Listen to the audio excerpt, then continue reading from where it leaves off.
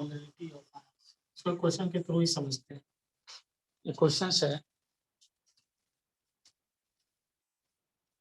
200 ml of 0.1 molar barium chloride. आपको इसमें बताना है कि बेरियम आयंस और क्लोराइड आयन का कॉन्सेंट्रेशन कितना होगा। What is the concentration of barium ions and chloride ion.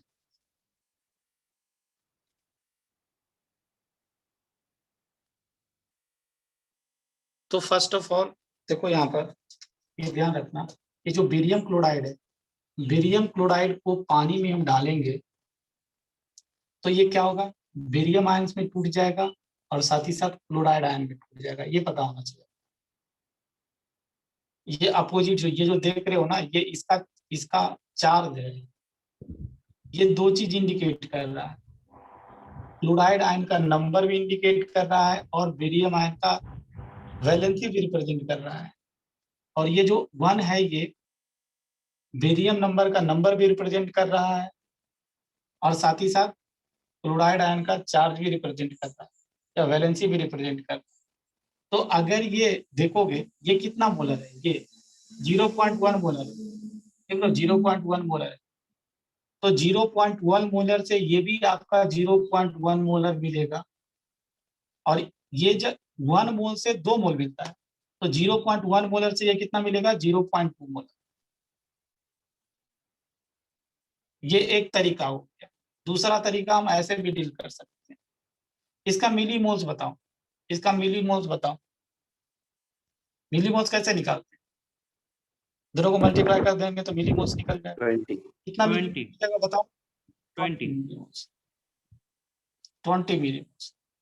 1 मिली मोल से 1 मिली मोल्स, 20 मिली मोल से ये भी 20 मिली मोल्स और ये 1 मिली मोल से 2 मिली मोल्स, तो 20 मिली मोल से 40 मिली मोल्स। तो कॉन्सेंट्रेशन कैसे निकालेंगे, इसका कॉन्सेंट्रेशन कैसे निकालते हैं भाई साहब। तो कॉन्सेंट्रेशन निकालने के लिए given volume given millimoles upon volume इन ml, लीटर में रहते हैं ml में रहता है तो हम 1000 से मल्टीप्लाई करते हैं, बट ये भी मिलीमोल्स में है तो मल्टीप्लाई करने की जरूरत नहीं है। तो यहाँ से देख रहे हो ये भी क्या आ जाएगा, 0.1 आ जाएगा। इसी तरह अगर हम क्लोराइड आयन का कॉन्सेंट्रेशन निकाले तो कैसे आ जाएगा, गिवन मिलीमोल्स अपॉन वॉल्यूम कितना आ जाएगा, दैट इज 0.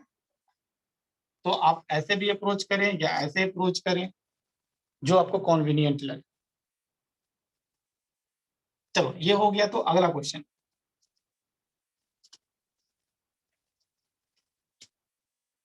अब आपके पास 200 ml ऑफ 0.1 मोलर NaCl है। NaCl के साथ हम 300 ml of 0.1 molar calcium chloride mix कर। तो आपको हर एक ईच आयन का कॉन्सेंट्रेशन बताना है। You have to find the concentration of each ions.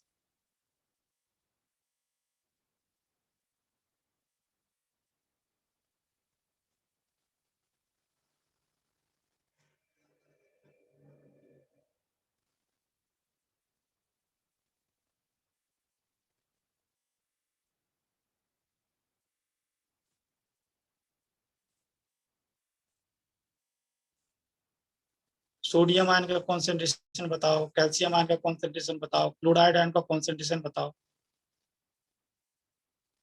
अभी सोचो कि ये दोनों, ये एक सॉल्यूशन है, ये एक सॉल्यूशन है, इन दोनों को मिक्स कर दिए। मिक्स करने के बाद सोडियम आयन का कॉन्सेंट्रेशन, क्लोराइड आयन का कॉन्सेंट्रेशन, कैल्शियम आयन का कॉन्सेंट्रेशन। इसके पहले कराए थे, इसके पहले एक ही इलेक्ट्रोलाइट था, एक ही सॉल्यूशन था। अगर उसमें आयंस का कॉन्सेंट्रेशन बताना हो तो ये दोनों मेथड से डील कर सकते हैं।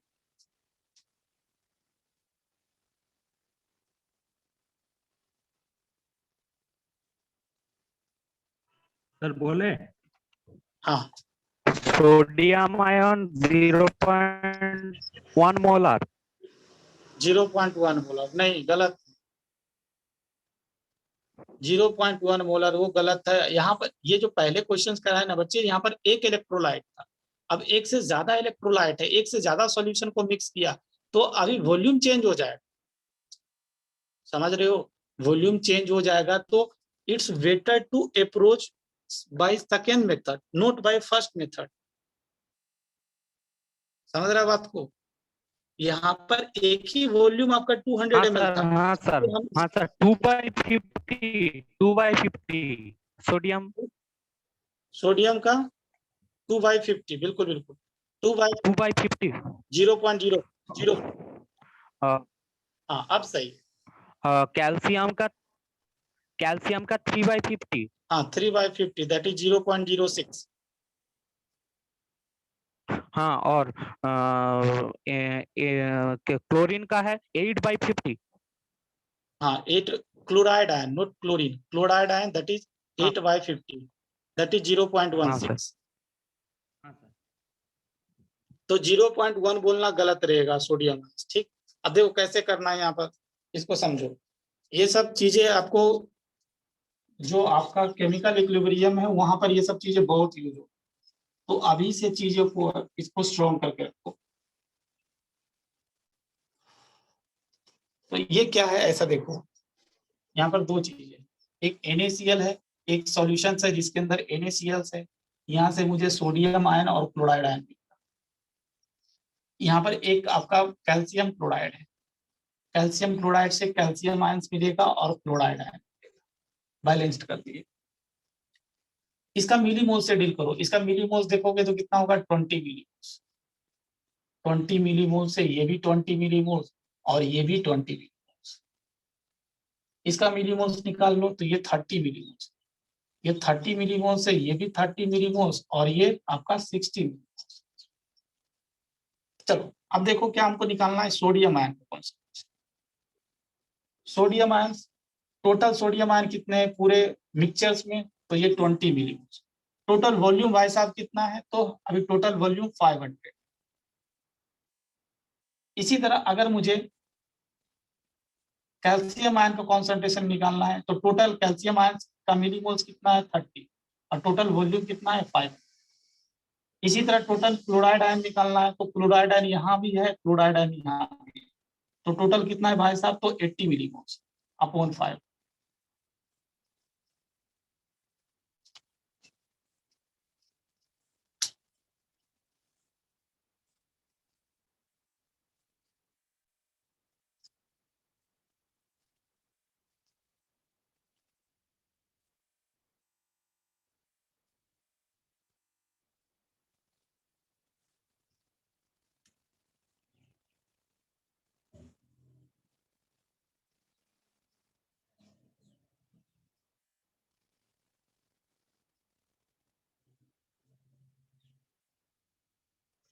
चलो उसके बाद एक और टॉपिक लिखो, that is the volume strength of hydrogen peroxide.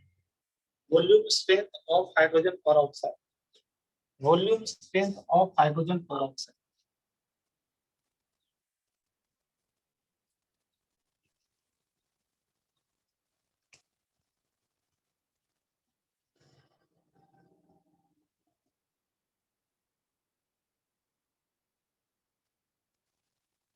Hydrogen peroxide, ये जो हाइड्रोजन पेरोक्साइड होते हैं ना, इजीली ये डिकम्पोज हो जाते हैं। तो पहला पॉइंट ये लिखे, hydrogen peroxide, hydrogen peroxide undergoes self decomposition, undergoes self decomposition, self decomposition, self decompositions on long storing, long storing, लंबे समय के लिए अगर स्टोर करोगे तो ये सेल्फ डिकम्पोज हो जाता है। इसलिए आपको पता होगा ये हाइड्रोजन पेरोक्साइड को हम लोग एब्सेंस ऑफ सनलाइट और डार्क बोतल में स्टोर करते हैं। Hydrogen peroxide undergo self decomposition, that's why it is stored in a dark बोतल। इसको कौन सा बोतल में रखा जाता है, डार्क बोतल में रखा जाता है। एंड डार्क बोतल एंड एब्सेंस ऑफ सनलाइट, ताकि ये सेल्फ डिकम्पोज ना हो जाए। अब ये सेल्फ डिकम्पोज होता है तो कैसे होता है, ये रिएक्शंस आपको दिमाग में रखना है कि हाइड्रोजन परऑक्साइड ये सेल्फ डिकम्पोज हो जाता है और क्या मिलता है, वाटर प्लस क्या मिलता है बताओ, ऑक्सीजन। ये सेल्फ डिकम्पोज हो गया, टूट गया। अच्छा, एक चीज थोड़ा सा अगर आपको पता है, what is the oxidation state of oxygen in hydrogen peroxide, anyone? -1। नहीं जानते हो तो कोई घबराने की बात है, मैं बता देता हूँ कि हाइड्रोजन परऑक्साइड में इसका ऑक्सीडेशन स्टेट -1 होता है। नहीं जान रहे, टेंशन नहीं लेना है, रेडॉक्स रिएक्शन पढ़ाऊंगा तो ये सब समझ में आएगा। और वाटर में होता है -2 और ऑक्सीजन के अंदर ऑक्सीजन का ऑक्सीडेशन स्टेट 0। तो ये देखोगे, ये एक तरह का एक तरह का रिडॉक्स, एक तरह से इसको हम लोग बोलेंगे डिस्प्रोपोर्शनेशन रिएक्शंस। डिस्प्रोपोर्शनेशन रिएक्शन क्या होता है, डिस्प्रोपोर्शनेशन रिएक्शन बताऊंगा। डिस्प्रोपोर्शनेशन रिएक्शंस में होता है ना, सेम एलिमेंट का ऑक्सीडेशन स्टेट बढ़ता है, -1 से 0 जाना बढ़ना, और -1 से -2 जाना मतलब घटना। सेम एलिमेंट का ऑक्सीडेशन स्टेट बढ़ भी रहा है और घट भी रहा है, ऐसे रिएक्शंस को क्या बोला जाता है बताओ, डिस्प्रोपोर्शनेशन रिएक्शंस। तो लिख लो, यहाँ पर लिख लो, it is a type of disproportionation reaction. मैं ये चीज को बाद में भी बताऊंगा, अभी इतना लिख कर रखे, रिकॉल रहेगा तो बहुत अच्छी बात। It is a type of disproportionation reaction,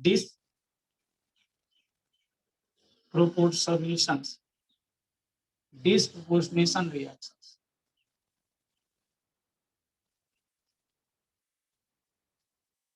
चलो अभी इसमें फिजिकल चीजें से डील कर लेते हैं। तो यहाँ पर देखोगे ना, इसका ये जो हाइड्रोजन परऑक्साइड है, ये ब्यूटी इंडस्ट्री में बहुत ज्यादा यूज होता है।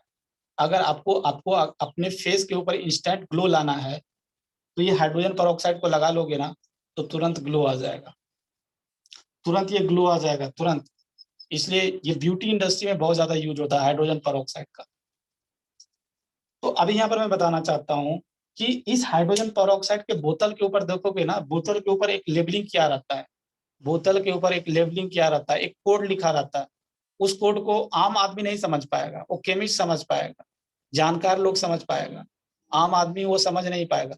तो उसी वो जो कोड लिखा रहता है, उस कोड को हमको समझना है।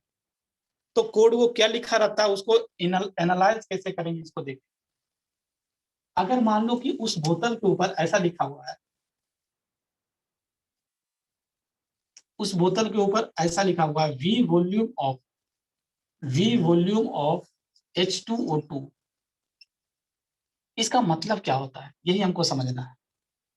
तो V वॉल्यूम ऑफ H2O2 का मतलब होता है बच्चे कि 1 वॉल्यूम, ऐसे 1 volume of hydrogen peroxide aqueous will give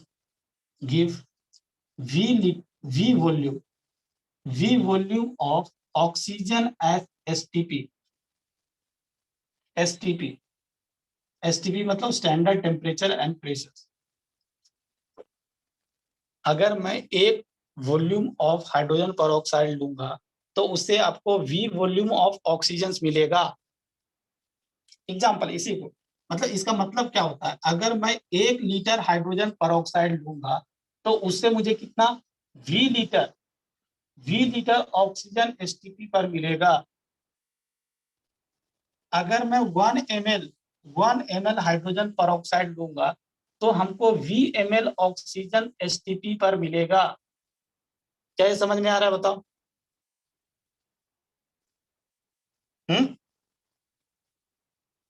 हाँ सर। हाँ। अब यहाँ पर देखो और एग्जांपल लेता हूँ, अगर ऐसा लिखा हुआ है 10 वॉल्यूम हाइड्रोजन परऑक्साइड, और ये इसको ऐसे भी लिखा रह सकता है 10 V हाइड्रोजन परऑक्साइड, एक ही बात है दोनों। इसका मतलब क्या होता है बताओ, इसका मतलब क्या होता है? एक वॉल्यूम H2O2 लेने पर वो 10 वॉल्यूम ऑक्सीजन देगा। हाँ, STP पर 10 वॉल्यूम ऑक्सीजन देगा। बिल्कुल बिल्कुल सही कहना है कि 1 वॉल्यूम ऑफ H2O2 लेंगे तो क्या होगा, 10 वॉल्यूम ऑक्सीजन एसटीपी पर मिलेगा। अगर ये वॉल्यूम मतलब क्या, जनरलाइज है। अगर मैं इसको लीटर में कर दूं, 1 लीटर ऑक्सीजन लोगे, सॉरी 1 लीटर हाइड्रोजन परऑक्साइड लोगे तो 10 लीटर ऑक्सीजन मिलेगा एसटीपी पर। इसी तरह अगर हम 1 ml लेंगे तो कितना मिलेगा, 10 ml। 10 ml।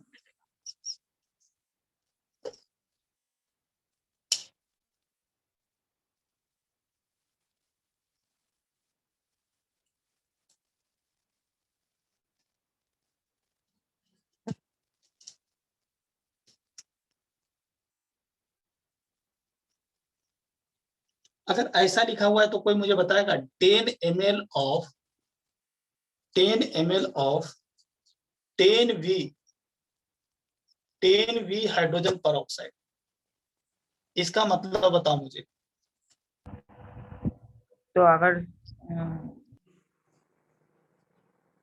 देखो पहले, सबसे पहले देखो, थोड़ा सा मैं हेल्प करता हूँ। इतना का एनालिसिस कीजिए यहाँ पे, इसका एनालिसिस बताओ मुझे। एक वॉल्यूम H2O2 एक लेंगे वॉल्यूम तो H2O2 10 से वॉल्यूम 10 O2 वॉल्यूम मिलेगा O2 मिलेगा। STP मिलेगा। देखो इसका मतलब होता है, इसका मतलब यही बोला आपने कि अगर हम 1 लीटर या 1 ml बोल देता हूँ, 1 ml H2O2 लूंगा तो हमको 10 ml ऑक्सीजन एसटीपी पर मिलेगा। ठीक, चलो तो अगर हम 10 ml लेंगे भाई साहब तो कितना मिलेगा बताओ। 100 ml। 100 ml। हाँ, बिल्कुल बिल्कुल। 1 ml से 10 ml तो 10 ml से 100 है, समझ गया। तो इसका मतलब पूरा होल का मतलब होगा कि 10 ml हाइड्रोजन परऑक्साइड लेने पर 100 ml एसटीपी ऑक्सीजन मिलेगा एसटीपी पर।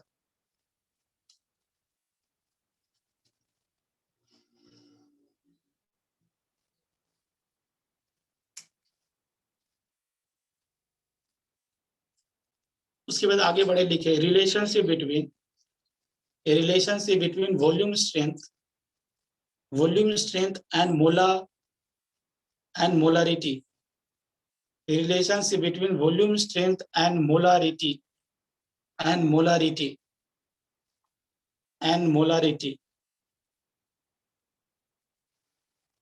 Volume strength and molarity.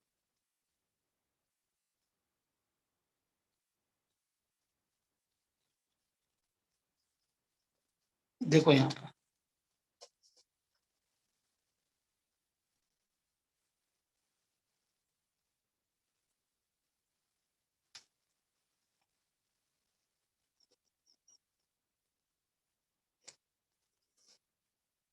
देखो, अगर मान लो कि उस बोतल पर लेबलिंग क्या किया हुआ है बच्चे, लेबलिंग किया हुआ है that one is V volume generalise कर रहा हूँ, वी वॉल्यूम हाइड्रोजन परऑक्साइड। इसका मतलब आपने अभी बताया कि 1 लीटर ले लेता हूँ, 1 लीटर हाइड्रोजन परऑक्साइड लेंगे तो हमको वी लीटर ऑक्सीजन मिलेगा एसटीपी के ऊपर। रिएक्शन लिख लेता हूँ, यही रिएक्शन था, hydrogen peroxide undergo self decomposition.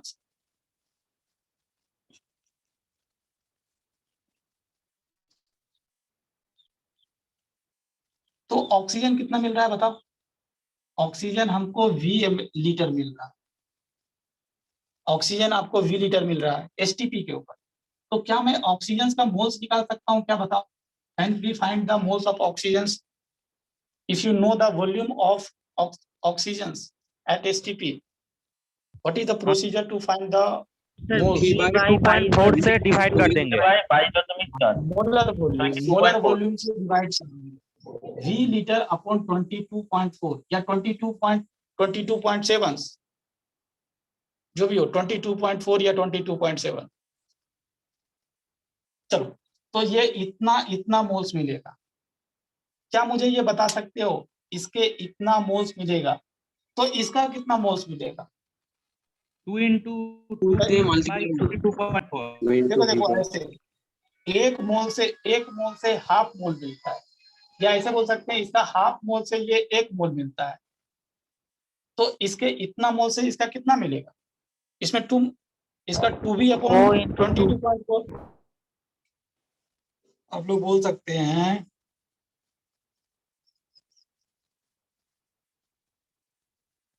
ये समझ में आ रहा है ना, बताओ, ये समझ में आ रहा है? हाँ सर। हाँ चलो, सर। तो इसको हम ऐसे भी लिख सकते हैं v अपॉन 11 पॉइंट।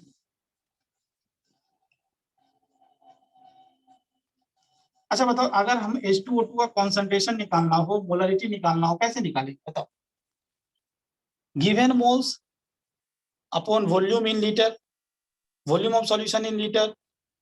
तो गिवन मोल्स कितना है 11 पॉइंट, और कितना लीटर लिए हैं बताओ? 1 लीटर लिए हैं।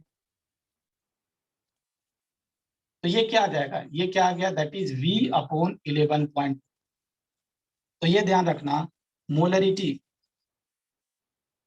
ये रिलेशन ध्यान रखना, molarity is equal to volume strength upon 11.2। कभी भी अगर आपको वॉल्यूम स्ट्रेंथ दिया हुआ है तो उसको 11 पॉइंट से डिवाइड कीजिए और मोलरिटी मिल जाएगा हाइड्रोजन पर ऑक्साइड का।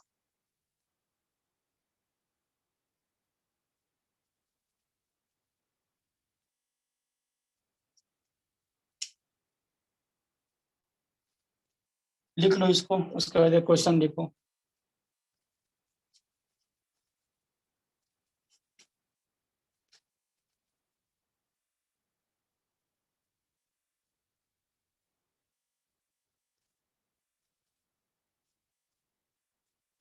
लिखो, लिख लिया ना इतना?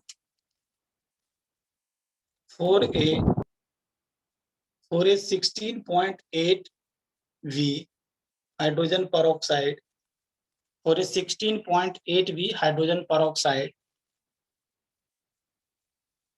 डेंसिटी दे दिया, ब्रैकेट में डेंसिटी लिख लेना हाइड्रोजन पर ऑक्साइड का, दैट इज 0.951 ग्राम पर ml।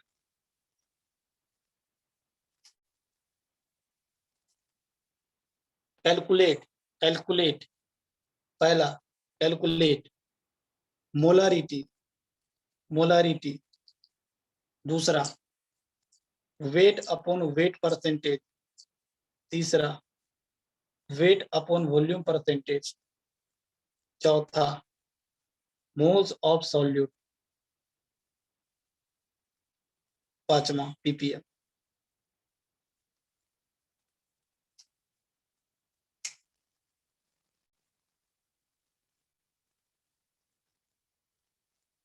बनाओ इसको।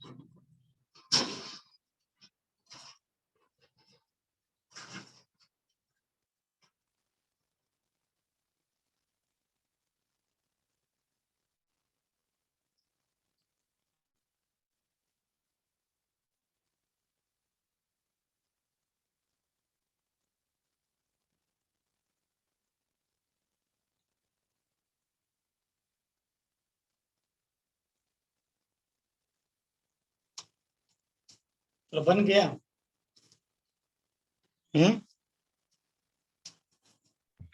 सर मोलारिटी होगा 1.5 भी। मोलरिटी 1.5 1.5 1.5 भी तो भी 1.53 सर 1.5 भी नहीं होगा भी। 1.5 मोलर। वी क्यों? वी क्यों होगा? आपने तो 16.8 भी दिया था। हाँ तो 16.8 वी। वी मतलब क्या है?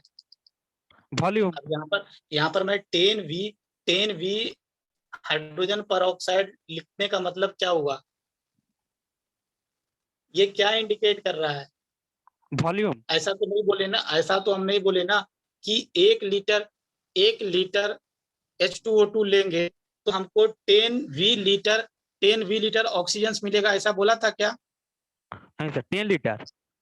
हाँ 10 लीटर। तो ये वी ऐसा नहीं है कि 16.8 वी मोल। ये वॉल्यूम स्ट्रेंथ है। वी ओके मतलब volume strength. Okay okay sir 1.5 तो मोलारिटी। ओनली 1.5 बोल रहा हूँ। हाँ 1.5 बोला होगा बिल्कुल। ये खाली सर एक बार मोलरिटी निकल गया फिर तो उस तरह का क्वेश्चन हम पहले करवाए हैं। अगर हाँ देखोगे सर एक बार मोलरिटी निकल जाए हाँ तो फिर उसके बाद तो उस तरह का क्वेश्चन पहले करवाया गया है, पिछले क्लास में ही करवाया। हाँ सर। चलो देख लीजिए यहाँ पर मोलरिटी निकालने के लिए सिंपल सा वॉल्यूम स्ट्रेंथ दिया हुआ है 16.8 और आप जानते हैं 11.2 से डिवाइड करना है 1.5 मोलर। दूसरा कैसे अप्रोच करना है बता देता हूँ। वेट अपॉन वेट परसेंटेज निकालना है। मोलरिटी इक्वल टू फॉर्मूला बताए 10 into density of solutions into weight upon weight percentage upon solute क्या? हाइड्रोजन पर ऑक्साइड का मोलर मास लोगे तो यहाँ पर हाइड्रोजन पर ऑक्साइड का मोलर मास कितना है बताओ? कितना? 0.951 इंटू 34 मोलरिटी 1.5 निकल गया। एक ही अननोन है निकाल ली। तीसरा weight upon volume percentage. Weight upon volume percentage भी जानते हैं that is density into weight upon weight percentage. ऐसा ही था ना कुछ फॉर्मूला? हाँ हाँ सर। हाँ तो यहाँ से वेट अपॉन वॉल्यूम परसेंटेज भी निकाल लीजिएगा। फोर्थ वाला mole fraction of solute. Mole fraction of हाँ सॉल्यूट सर भी निकालने के लिए बताए हैं तो उसको अप्रोच कर लीजिएगा। पीपीएम भी फाइनली निकल जाएगा। पीपीएम इज इक्वल टू भी फॉर्मूला बताए थे that is percentage weight upon weight into 10⁻⁴। और ये भी हाँ निकाल, ये भी हम पिछले क्लास तरीका बता दिए थे कैसे हम मोल फ्रैक्शन ऑफ सॉल्यूट निकालेंगे।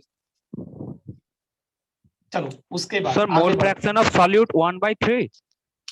Mole fraction of solute mole fraction of solute ऐसा दिया हुआ है, देख जाओ 1.5 अपॉन 1.5 प्लस 50। ऐसा ही आया था एक्सप्रेशन क्या? हाँ 3/103। हाँ तो ये एक्सप्रेशन आया है मोल फ्रैक्शन ऑफ सॉल्यूट का।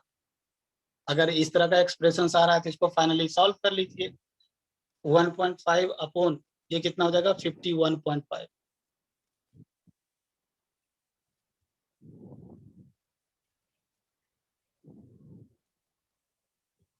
तो ये पॉइंट से तो पॉइंट कैंसिल हो गया, ये 3 हो गया, ये सर 10 मोल 50। फ्रैक्शन एक बार निकाल दीजिए। अच्छा मोल फ्रैक्शन निकाल देता हूँ। Okay good.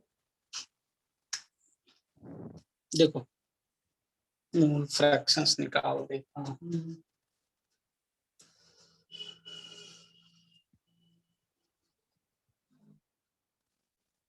देखो 1.5 मोलर का मतलब बताओ। इसका मतलब बताया था क्या होता है? मोल्स ऑफ हाइड्रोजन पर ऑक्साइड कितना है बच्चे? That one is 1.5। Volume of solution कितना है बताओ? That one is 1000 ml। तो यहां से क्या करना है हमको? हमको क्या चाहिए? मोल फ्रैक्शंस ऑफ हाइड्रोजन peroxides है, that is moles of H2O2 जो कि निकला हुआ है अपॉन दूसरा क्या है, पानी ही होगा। चलो तो अभी हमको क्या देखो, H2O2 सर, H2O2 भंगकर तो मैंने टूटकर तो H2O प्लस ऑक्सीजन होता है ना। क्या H2O प्लस रिएक्शन तो नहीं होगा। क्या सर H2O2 भंगकर मैंने टूटकर ही तो H2O प्लस ऑक्सीजन होता है ना। तो हाँ H2O2 का मोल फ्रैक्शन कैसे निकालेंगे? वो ऑक्सीजन व वाटर का होगा ना। अरे यार मैप जैसे पानी में रखे हैं ऐसा एज्यूम करो कि टूटा नहीं है, अभी टूट जाएगा तो फिर हम डिफरेंट मोल फ्रैक्शंस, फिर यहाँ पर प्लस हमको मोल फ्रैक्शंस मोल ऑफ O2 भी करना पड़ेगा, बहुत सारा कंपोनेंट हो जाएगा, समझ रहा है ना। तो ये एज्यूम करो कि ये टूटा नहीं है, ये पानी में डालें तो अभी हाइड्रोजन पेरोक्साइड और ऑक्सीजन, हाइड्रोजन पेरोक्साइड और पानी ही है। Okay okay sir. चलो तो अभी हमको क्या देखो, ये तो पता है ना, ये तो पता है 1.5 है और ये भी 1.5। अब ये देखो कैसे, वॉल्यूम ऑफ सॉल्यूशन पता है, डेंसिटी ऑफ सॉल्यूशन पता है, डेंसिटी ऑफ सॉल्यूशन पता है, ये जो दिया हुआ है डेंसिटी ऑफ सॉल्यूशंस पता है, तो क्या मैं मास ऑफ सॉल्यूशंस निकाल सकता हूँ? मास ऑफ सॉल्यूशंस 1000 इंटू ये जी 0.951 951, ये कितना आ जाएगा बताओ? 951 ग्राम, 951 ग्राम, 951 ग्राम। ये सॉल्यूशन का मास, सॉल्यूट का भी मास निकाल लो, ये कितना हो जाएगा? 1.5 इंटू 34 बोला था, इतना ग्राम, ये सॉल्यूट का मास आ जाएगा। सॉल्यूट का मास का जरूरत है, हाँ तो ये सॉल्यूट का मास आ गया, ये सॉल्यूशन का मास आ गया, दोनों को माइनस करो, सॉल्वेंट का मास आ जाएगा, फिर 18 से डिवाइड कर देना, सॉल्यूशंस का मोल्स आ जाएगा, सॉरी वाटर का मोल्स आ जाएगा। तरीका समझा ना? क्या मैं बोला कि सॉल्यूशन का मास, सॉल्यूट का मास, दोनों को मास माइनस करना, सॉल्वेंट वाटर का मास 18 से डिवाइड करना, आपका वाटर का मोल्स आ जाएगा, और फिर इसको प्रोसीड कर लेना।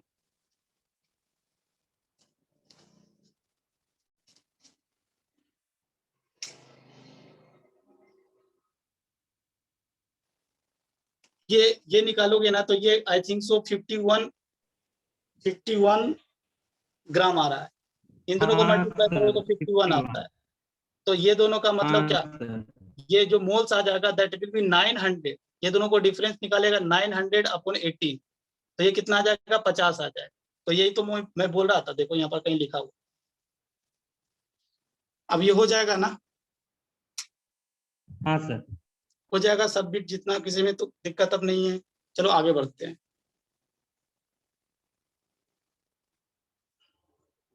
आगे लिखो इडियोमेट्री, इडियोमेट्री, इडियोमेट्री।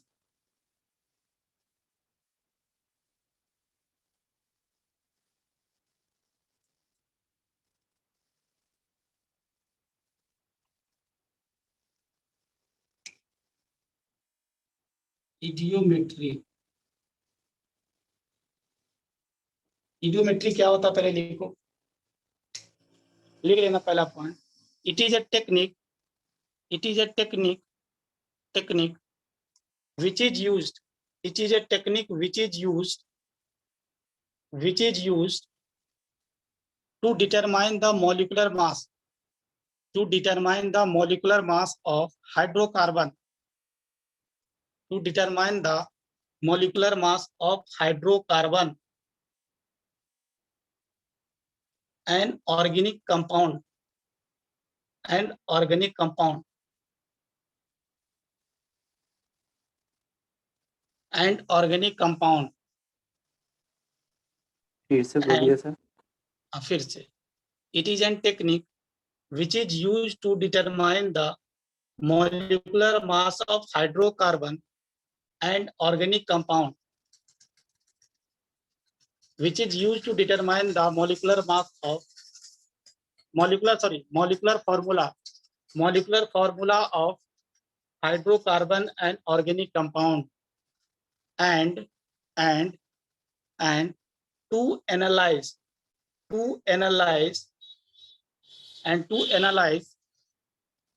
gaseous mixtures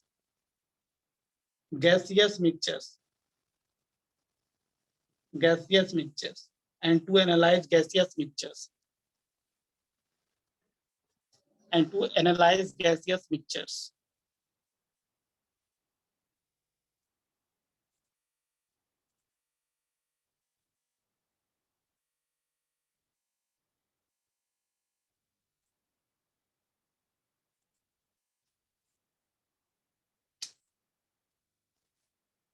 तो क्या अगर आपको इडियोमेट्री का नॉलेज हो जाएगा तो आप किसी अननोन कंपाउंड का मॉलिक्यूलर फॉर्मूला निकाल सकते हो, उस गैसियस मिक्सचर को एनालाइज कर सकते हो। तो कैसे इडियोमेट्रिक टेक्निक सीखना है आपको। तो सबसे पहले मैं बेसिक से शुरू करता हूँ। यहाँ पर देखिए, पॉइंट बनाकर लिखते चलना, at constant temperature and pressures. हम बोल सकते हैं volume is directly proportional to moles, क्योंकि क्या PV is equal to NRT होता है। अगर मेरा प्रेशर और टेम्परेचर फिक्स्ड है तो हम बोल सकते हैं volume is directly proportional to moles. तो यहाँ पर से यही सीखा कि जैसे हम पहले स्टोइचियोमेट्री में मोल्स को ट्रीटमेंट देते थे, सिमिलर मैनर में हम वॉल्यूम के साथ भी उसी तरह ट्रीट करेंगे। तो यही चीज लिखो पहले, यहाँ पर नीचे में लिख लेना, volume of gases can be treated, volume of gases can be treated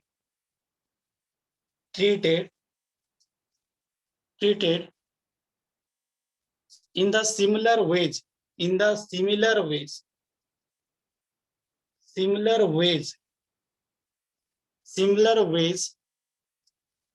as moles can be treated similar ways as moles.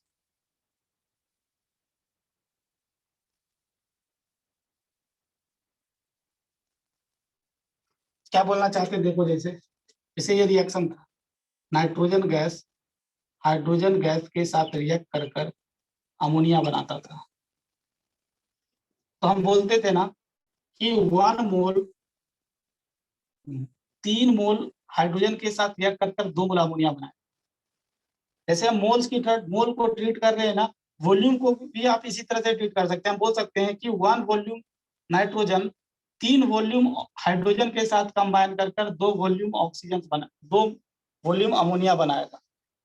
जैसे हम बोलते थे कि 1 मोल नाइट्रोजन 3 मोल हाइड्रोजन के साथ रिएक्ट कर 2 मोल अमोनिया बनाता था। सिमिलरली हम वॉल्यूम को भी इसी तरह ट्रीट कर सकते हैं। जैसे हम मोल्स का ट्रीटमेंट करते थे, वॉल्यूम को भी ट्रीटमेंट कर सकते हैं। हम बोल सकते हैं कि 1 लीटर नाइट्रोजन लेंगे, 3 लीटर हाइड्रोजन लेंगे तो 2 लीटर अमोनिया बनेगा।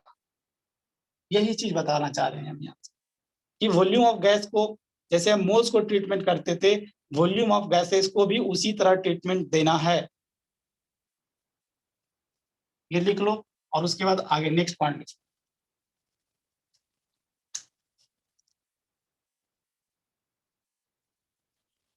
लिखना, if condition is not specified, if condition is not specified, if condition is not specified, if condition is not specified,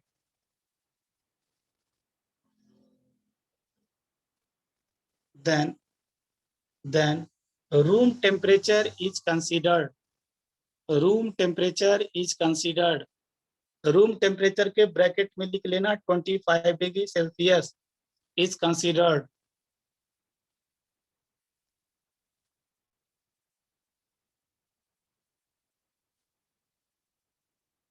क्या बोलना चाह रहा हूँ?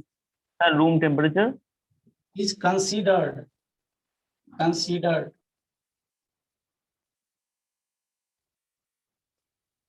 देखो ये बोलना चाहता हूं यहाँ पर,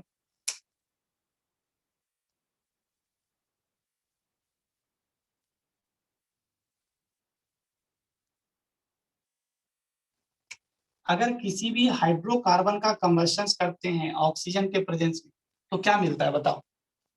कोई भी कार्बन हाइड्रोकार्बन, डाइऑक्साइड और H2O। Carbon dioxide and H2O। Dioxide plus water, water. अब ये ध्यान रखना, ये वाटर का फेज बहुत ज्यादा इंपॉर्टेंट है, थर्मोकेमिस्ट्री में भी यूज आएगा, तो अभी से समझ लो।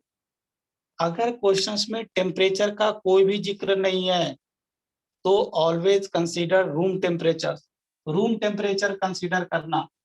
अब ये बताओ, रूम टेम्परेचर पर 25 डिग्री सेल्सियस पर वाटर का फेज क्या होगा? लिक्विड होगा कि गैस होगा? लिक्विड। लिक्विड होगा। रखना लिक्विड। अगर कुछ भी मेंशन नहीं है तो हम हमेशा रूम टेम्परेचर को मानते हैं, और रूम टेम्परेचर पर वाटर लिक्विड स्टेट में एग्जिस्ट करता है। अगर 100 डिग्री सेल्सियस से ज्यादा होता, 100 डिग्री या 100 डिग्री से ज्यादा होता तो हम गैस लिखते। समझा?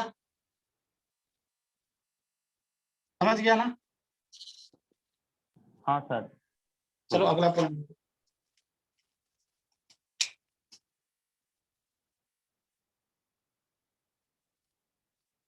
लिखो।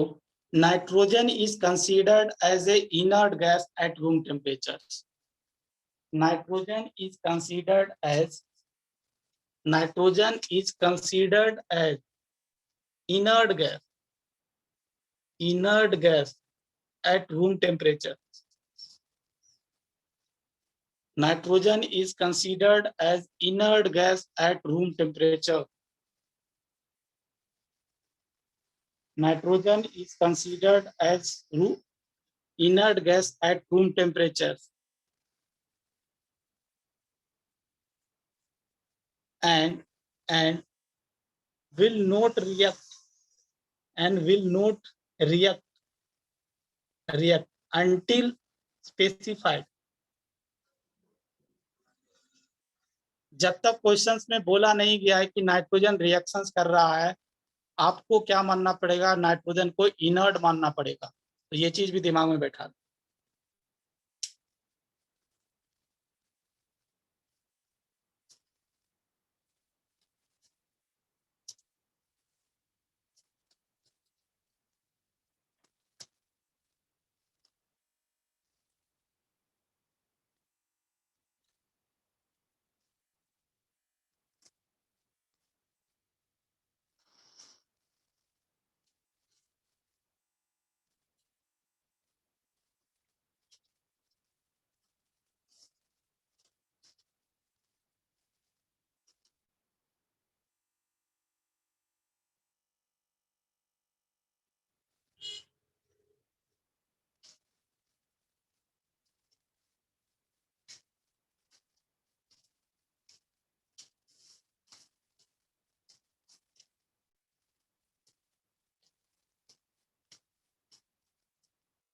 उसके बाद अगला पॉइंट लिखो।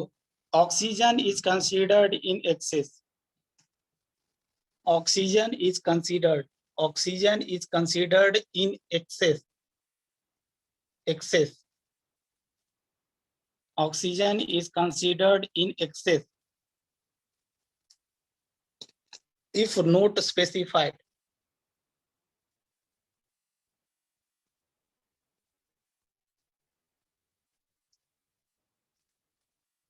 If not specified, अगर क्वेश्चंस में नहीं बोला गया बच्चे तो हमेशा ऑक्सीजन को एक्सेस में मानना।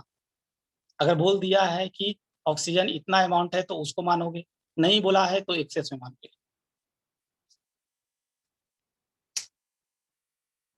अब यहाँ पर नेक्स्ट पॉइंट,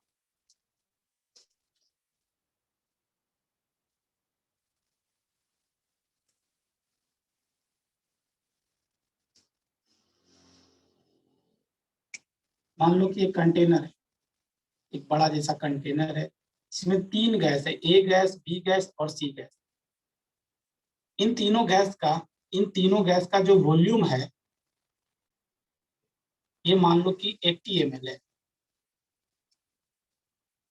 अब हम क्या करेंगे, ये जो कंटेनर है इस कंटेनर को हम दूसरे कंटेनर में पास कर रहे हैं और इस कंटेनर में एक रीएजेंट रखा गया है, रीएजेंट 1 बोल देता हूं। ये रीएजेंट 1 क्या करता है, ये रीएजेंट 1 क्या करता है, ये गैस ए को एब्जॉर्ब करता है। रिएजेंट ए एक कंटेनर दूसरे कंटेनर में पास किया, उसमें एक रिएजेंट 1 रखा हुआ है जो गैस ए को एब्जॉर्ब कर लेता है। और इस कंटेनर के बाद अगर ए को एब्जॉर्ब कर लिया तो खाली क्या बचा, बताओ, बी और सी बचा। इस कंटेनर के बाहर जो गैस निकलेगा ओनली बी और सी मिलेगा ना। और मान लो बी और सी का जो वॉल्यूम यहाँ से निकल रहा है, ये मान लो कि आपको 50 ml है। तो क्या गैस ए का वॉल्यूम बता सकते हो क्या, बताओ कितना ml होगा? 30 ml. 30 ml. 30 ml। 30 ml reagent ए एब्जॉर्ब किया होगा। फिर अगर हम इसको नेक्स्ट एक कंटेनर से पास करते हैं, इस कंटेनर में मान लो कि रिएजेंट 2 रखा हुआ है, ये मान लो कि सी को एब्जॉर्ब कर रहा है। और उसके बाद जो निकलता है यहाँ से ओनली बी निकलेगा और बी का वॉल्यूम मान लो, वी का वॉल्यूम मान लो 30 ml है। तो ये पता लग जाएगा कि ये रिएजेंट को कितना एब्जॉर्ब किया होगा, गैस सी को दैट इज 20 ml। बोल सकते हैं ना 20 ml। ओके, तो इडियोमेट्री में भी इसी तरह का एनालिसिस आप करोगे। तो पहले ये लिखो, उसके बाद आपको ना इसको लिखने के बाद आपको ये पता होना चाहिए कि ये रिएजेंट कौन सा गैस को एब्जॉर्ब करता है, ये पता होना चाहिए। जैसे KOH होता है, KOH जो होता है कार्बन डाइऑक्साइड को एब्जॉर्ब कर लेता है। तो ये चीज आपको पता होना चाहिए। तो उसको एक टेबल बनाकर लिखाता हूं, पहले ये बना।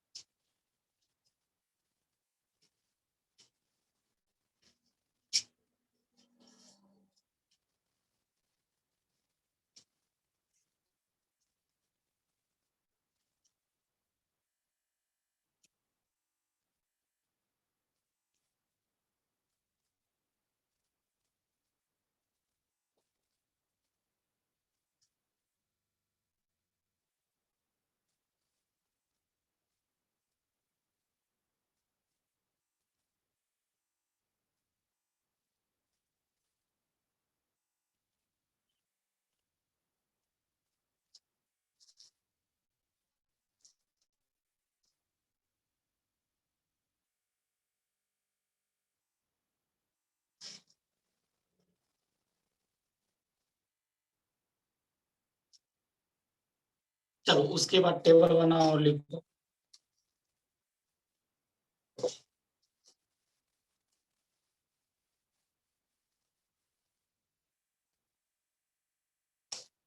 इधर लिख लेना रिएजेंट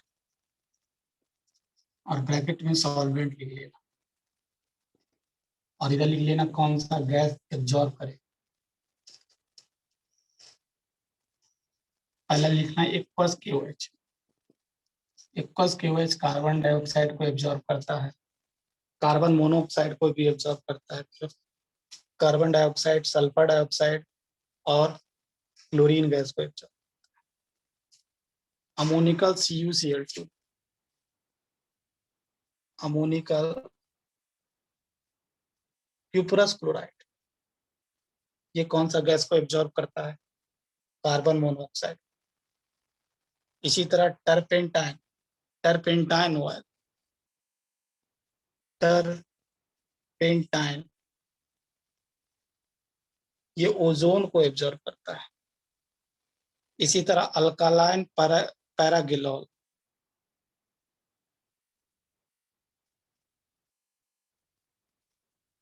अल्कलाइन पैरागिलोल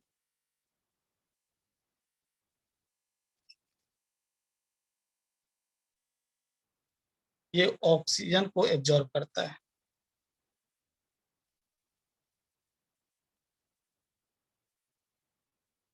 कॉपर सल्फेट,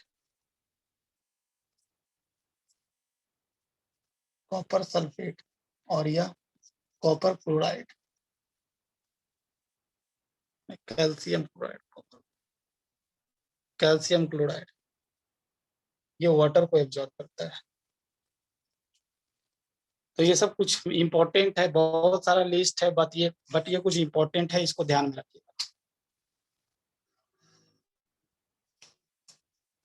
तो लास्ट में वो कॉपर सल्फेट और कैल्शियम क्लोराइड। हाँ, calcium chloride, anhydrous calcium chloride, copper sulphate और एनहाइड्रस कैल्शियम क्लोराइड, जो वाटर को एब्जॉर्ब कर लेता है।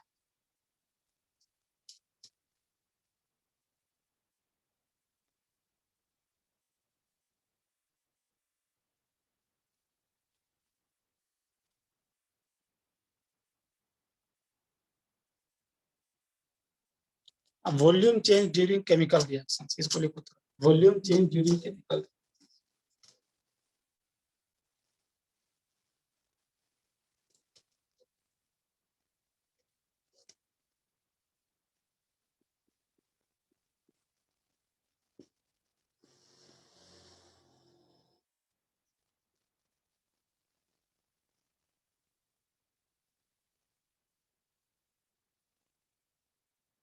जैसे हम जानते हैं वॉल्यूम चेंज का फॉर्मूला जानते हो, दैट वन इज, क्या होता है, फाइनल वॉल्यूम माइनस इनिशियल।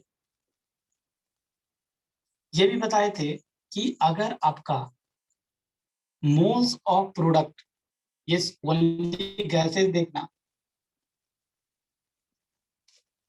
अगर greater than moles of gaseous moles of reactant,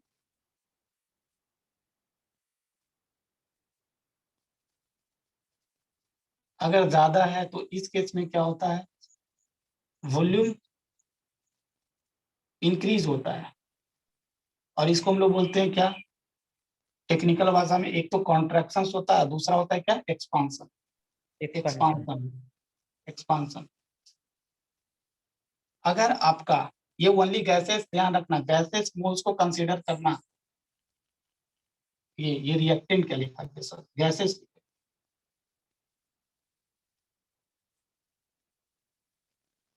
अगर आपका moles of product less than moles gaseous moles of reactant है, तो क्या होगा, वॉल्यूम डिक्रीज होगा। और इसको उसको हम लोग क्या बोलते हैं, कॉन्ट्रैक्शन। अगर आपका इक्वल है तो इस केस में बोलेंगे नो वॉल्यूम चेंज, मतलब ना तो कॉन्ट्रैक्शन होगा, ना तो एक्सपांशन होगा। तो वॉल्यूम चेंज हम ऐसे निकालते हैं, ये पहले भी बता चुका था। अच्छा, चलो ये लिखने के बाद एक क्वेश्चन कीजिए।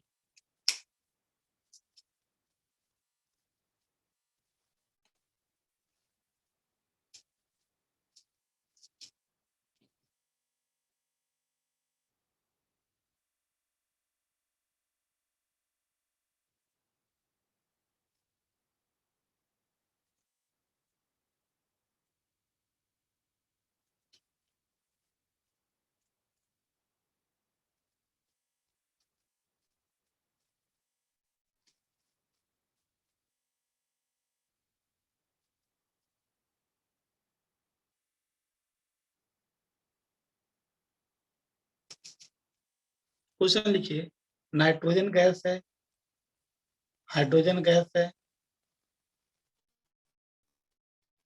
और ये अमोनिया गैस बना, ये भी 60 ml है और ये भी 60 ml है। आपको बताना है कि वॉल्यूम कॉन्ट्रैक्शन से वॉल्यूम चेंज बताइए, वॉल्यूम चेंज बताइए। Volume change means volume contraction होगा या वॉल्यूम एक्सपेंशन होगा, बताइए।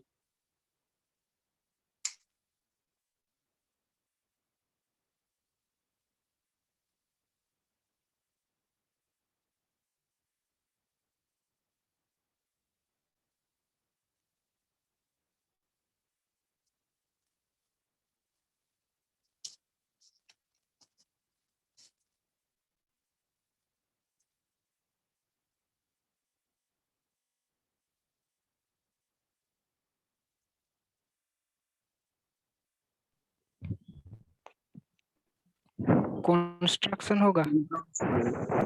कॉन्ट्रैक्शन होगा सर। हाँ, कितना कितना ml कॉन्ट्रैक्शन होगा?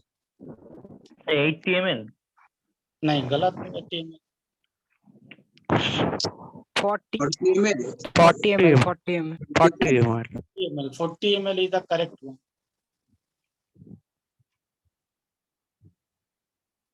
सबसे पहले लिमिटिंग रिएजेंट फाइंड करो। मैं बोला हूँ कि हाइड्रोजन। volume- हाँ, hydrogen is the limiting reagent. मतलब आप जैसे मोल्स को ट्रीट करते थे ना, उसी तरह वॉल्यूम को भी ट्रीट कीजिए। और इस आई थिंक सो इस तरह का क्वेश्चंस भी कराया था एक, कि लिमिटिंग रिएजेंट अगर वॉल्यूम दिया रहेगा तो लिमिटिंग रिएजेंट कैसे निकालें।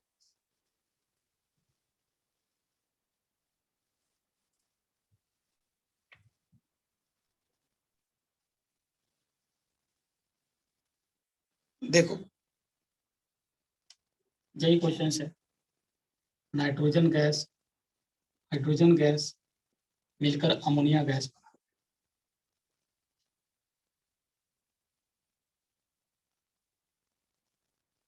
चलो, ये भी 60 ml है और ये भी 60 ml। सबसे पहले हम एक बैलेंस केमिकल रिएक्शन से गिवन मोल्स या वॉल्यूम्स अपॉन स्टोइकियोमेट्रिक कोएफिशिएंट, तो ये 60/3, तो यहाँ से दिख रहा है ये 20 आ रहा है, लोअर वैल्यू आ रहा है, तो ये लिमिटिंग रिएजेंट है। लिमिटिंग रिएजेंट मतलब सब चीज डिसाइड करेगा, ये 0 हो। तो इसके 60 ml से ये कितना बनेगा? 3 मोल से 2 मोल, तो 1 मोल से 2/3, तो 60 से ये कितना? 60 कर दीजिए मल्टीप्लाई, ये कितना जाएगा? 40 ml। ये कितना यूज होगा? तो देखो, 3 मोल से 1 मोल, 1 मोल से ये 1/3, तो ये यूज कितना होगा? तो हम बोल सकते हैं कि वॉल्यूम ऑफ नाइट्रोजन यूज्ड कितना होगा? तो देखो, 3 मोल से 1 मोल, तो 1 मोल से 1/3 मोल, और इंटू 60 करेंगे तो कितना जाएगा? 20। ये 20 ml यूज्ड होगा। तो बचा कितना रह जाएगा? वॉल्यूम ऑफ नाइट्रोजन लिफ्ट बचा रह गया भाई साहब 40 ml, that is 60 - 20, that is 40 ml। तो फाइनल वॉल्यूम क्या होगा? ये जो वॉल्यूम हम ये देख रहे हो, फाइनल वॉल्यूम, ये वॉल्यूम चेंज जो निकालेंगे, वॉल्यूम चेंज जो निकालेंगे क्या होता है? Final volume minus initial volume. देखो, फाइनल वॉल्यूम में ये वॉल्यूम तो कंसीडर होगा भी, और साथ ही साथ जो नाइट्रोजन बच गया है ना, वो भी कंसीडर करना पड़ेगा। ये ध्यान रखना, जो ये अमोनिया फॉर्म हुआ और ये जो नाइट्रोजन बचा रह गया, उसको भी कंसीडर करना है। तो ये 40 प्लस क्या? 40, ये किसके लिए? ये अमोनिया के लिए। ये किसके लिए? लेफ्ट नाइट्रोजन के लिए। माइनस इनिशियल वॉल्यूम कितना है? 60 + 60 120, तो कितना आ जाएगा? -40 आ जाएगा। ये माइनस क्या बता रहा है बताओ? ये कॉन्ट्रैक्शन माइनस कॉन्ट्रैक्शंस हो रहा है, कॉन्ट्रैक्शंस को इंडिकेट कर रहा है। ये माइनस साइंस ओनली कॉन्ट्रैक्शंस को इंडिकेट कर रहा है। यहाँ पर एक चीज और ध्यान रखना, एक फॉर्मूला और ध्यान रखना। क्या चीज? वॉल्यूम चेंज का, वॉल्यूम कॉन्ट्रैक्शंस का एक और फॉर्मूला बता रहे हैं, उसको ध्यान रखना। That is volume of reactant used, volume of reactant used minus volume of product form.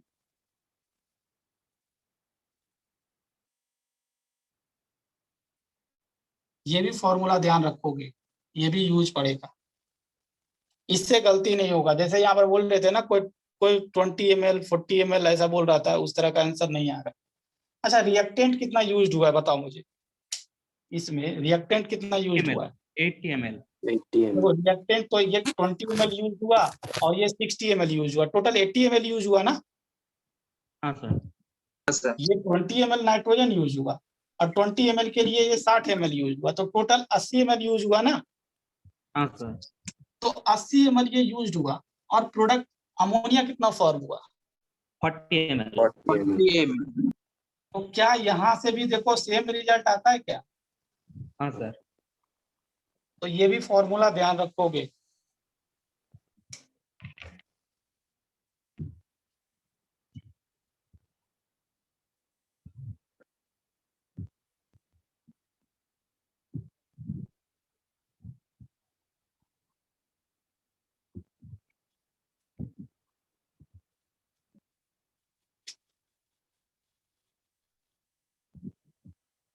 और अगर एग्जाम में ओनली पूछा जाए कि वो कॉन्ट्रैक्शन होगा या एक्सपांशन होगा, तो ऐसे भी बता सकते हो, रिएक्टेंट साइड कितना मोल्स है भाई साहब, तो 4 मोल्स।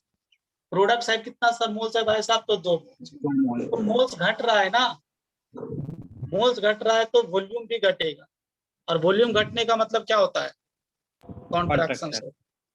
तो ऐसे भी बता सकते हो, सॉल्व करने की जरूरत नहीं है। अगर न्यूमेरिकल वैल्यू पूछेगा कि कितना से घटेगा, तो हम सॉल्व करें। अदरवाइज अगर ओनली पूछा है कि बढ़ेगा या घटेगा, तो हम ऐसे सॉल्व करें डायरेक्टली वहां से। मोल्स घटा, गैसियस मोल्स घटा मतलब वॉल्यूम घटा, वॉल्यूम घटा मतलब कॉन्ट्रैक्शन।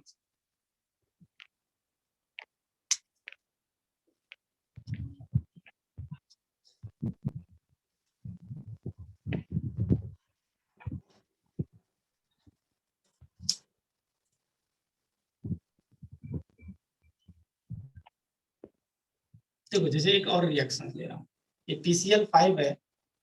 PCl5 भी क्या होता है, डिकम्पोज होता है। PCl3 plus Cl2. Can anyone tell me what is the oxidation state of phosphorus in PCl5? Plus 5. Oxidation state +5 और hybridizations sp3d. sp3d, बिल्कुल गुड। sp3d, इन sp3d 2 तरह का बॉन्ड होता है, एक को बोलते हैं इक्वेटोरियल बॉन्ड और axial bond. Which one is weaker bond? Axial. Axial bonds are weaker and longer as compared to equatorial bonds. उसीलिए ही तो ये टूट जाता है इसलिए बिल्कुल कहने का मतलब बिल्कुल सही है, एक्सियल बॉन्ड के कारण ही ये दोनों क्लोरीन बाहर निकला है। चलो अच्छी बात। अब यहाँ पर देखो, अगर मैं इसका 50 ml लिया हूँ, 50 ml लिया हूँ, तो मुझे वॉल्यूम चेंज बताओ।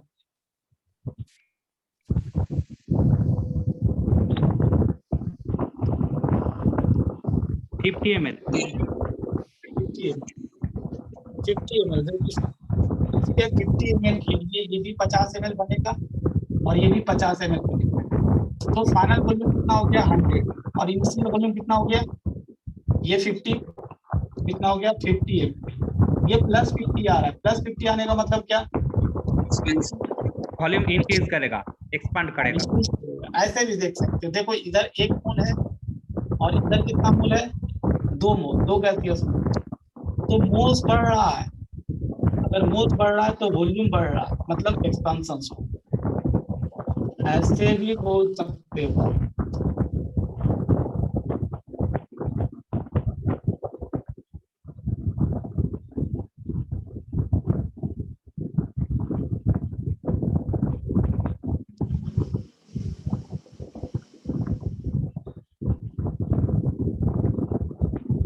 चलो अगर एक और क्वेश्चन लिख लो, अच्छा है।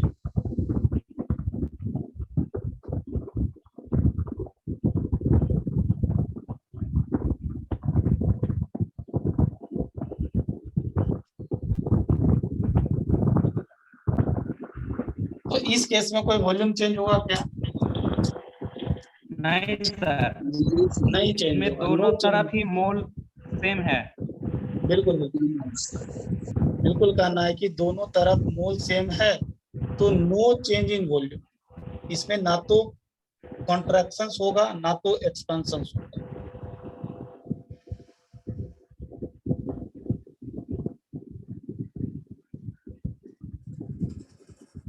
एक क्वेश्चन लिखिए, 1 liter of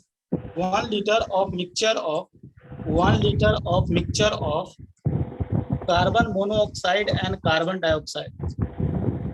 1 liter of a mixture of carbon monoxide and carbon dioxide is passed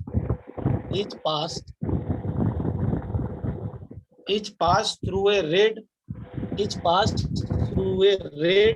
hot tube. Red hot charcoal. Red hot charcoal. Red hot charcoal in a tube. तो एक बार क्या फिर से बोला था? बोलिए। कोई देखो किन्हीं का आवाज आ रहा है। हाँ, पहले किन्हीं का आवाज आ रहा है, उसको पहले म्यूट करो। म्यूट करो तो आवाज अपने आप सुनाई देगा। फिर से सुनो। 1 liter of a mixture of carbon monoxide and carbon dioxide is passed through red hot charcoal in a tube. Pass through red hot charcoal in a tube. Full stop. The new volume become 1.4 liter. The new volume become 1.4 liter.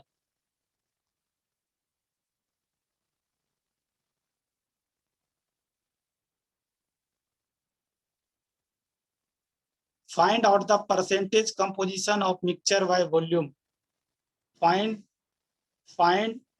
out percentage compositions of mixture by volume. Percentage compositions of mixture by volume.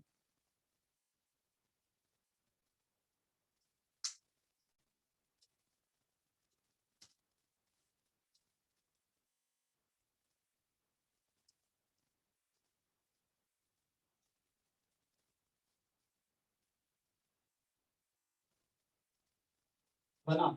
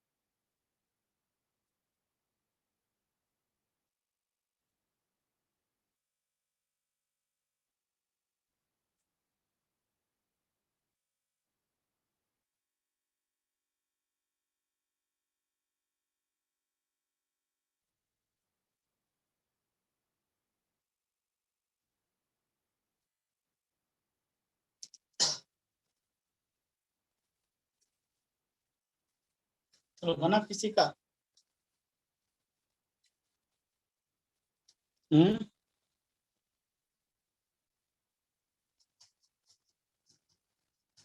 बना किसी का।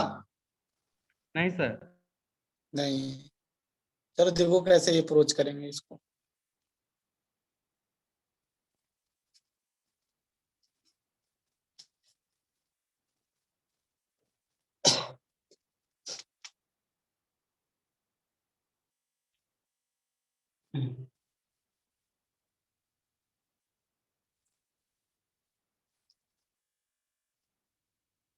देखो 1 litre mixture है किसका? Carbon monoxide और carbon dioxide एवं carbon. Okay. अब ये मिक्सचर को हम क्या कर रहे हैं ना, रेड हॉट चारकोल से पास कर रहे हैं। तो पहले ये समझना पड़ेगा बच्चे कि ये जो रेड हॉट चारकोल से सिर्फ एंड सिर्फ कार्बन डाइऑक्साइड रिएक्ट करेगा। रेड हॉट चारकोल मतलब कोक, ये रिएक्ट करेगा, ये रिएक्ट नहीं करेगा। अगर मान लो, ऐसे मान लो कि अगर ये x लीटर है तो ये कितना लीटर होगा बताओ? 1 माइनस x लीटर। तो ये ओनली रिएक्ट करेगा, कैसे रिएक्ट करेगा भाई साहब? कार्बन मोनोऑक्साइड को अगर रेड हॉट कोक से पास कराओगे भाई साहब, तो ये कुछ ऐसा देखो, बैलेंस्ड है ना रिएक्शन। हाँ सर। हाँ, तो अब देखो, अगर ये x लीटर है तो ये कितना लीटर बने? 2x litre. 2x litre. 1 litre से 2 लीटर, तो x लीटर से ये कितना? 2x लीटर बनेगा ना। तो ये बोल रहा है फाइनली मेरे पास क्या है? देखो, पहले मेरे पास ये दोनों था, बट अभी क्या हो गया, ये जो CO2 था कोक के साथ रिएक्ट कर कर कार्बन मोनोऑक्साइड बन गया, ये इतना बना और इतना पहले से था। तो total volume of carbon monoxide जो होगा दैट इज 1 माइनस एक्स, जो कि पहले से था, प्लस 2x। ये कितना हो जाएगा बताओ? 1 plus x. According to question यही बोल दिया है कि कितना है ये? 1.4 लीटर। क्वेश्चन ने बोला है ना, हाँ क्वेश्चन से सर। बोला है ना। हाँ, हाँ कि सर। ये 1.4 लीटर, तो x का वैल्यू कितना आ जाएगा? 0.4। मतलब 1 लीटर में ये 0.4 लीटर है और ये कितना लीटर है? 0.6। 0.6। तो इसका परसेंटेज निकाल सकते हो, कितना परसेंट हाँ है? सर। 60% 40% CO2 और CO है 60%। हाँ बिल्कुल बिल्कुल। परसेंटेज कैसे निकालोगे? 0.4 अपॉन 1 इंटू 100, उसका निकालना है 0.6 अपॉन 1 इंटू 100। एक का 40% तो दूसरा का 60%।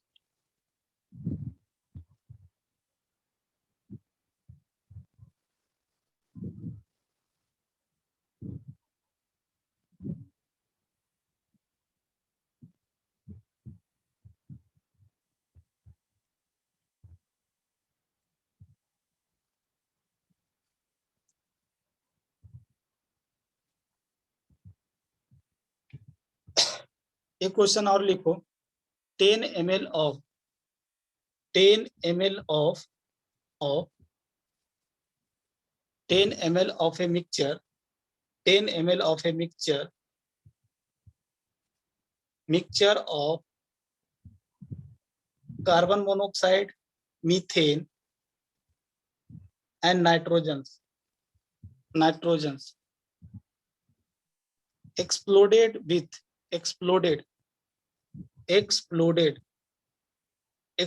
मतलब मिलाया गया, exploded with excess of oxygens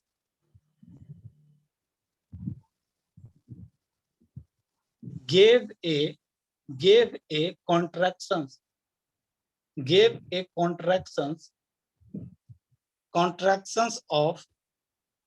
contractions of 6.5 ml. Contractions of 6.5 ml. Full stop. There was a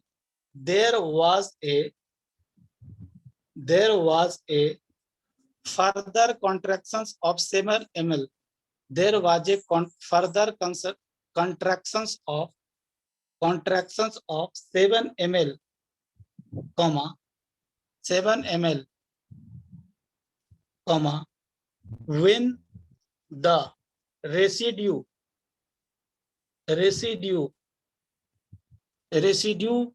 is treated with residue gas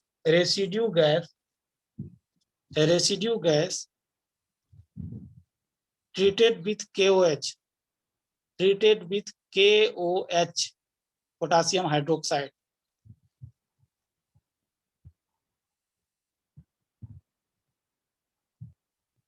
Find out the volume of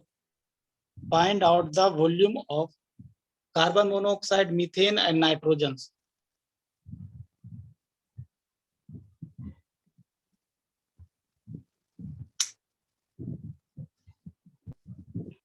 further contraction 7 ml.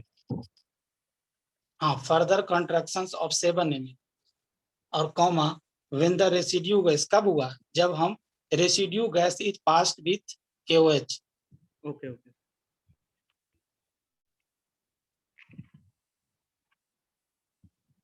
ये homework है, ये अगले क्लास में कर आना। और उसके बाद Okay, इस ये इडियोमेट्री और हम ज्यादा नहीं जाएंगे, ज्यादा जाएंगे तो एडवांस ज्यादा हो जाएगा। उसके बाद हम आगे मूव कर जाएंगे, दैट इज एम्पिरिकल फार्मूला और मॉलिक्यूलर फार्मूला, और उसी के साथ मूल कॉन्सेप्ट को वाइंड अप करके हम अगले क्लास में हम नया चैप्टर स्टार्ट करेंगे, that one is equivalent weight and redox reactions. Okay okay चलो, ओके, थैंक यू एवरीवन।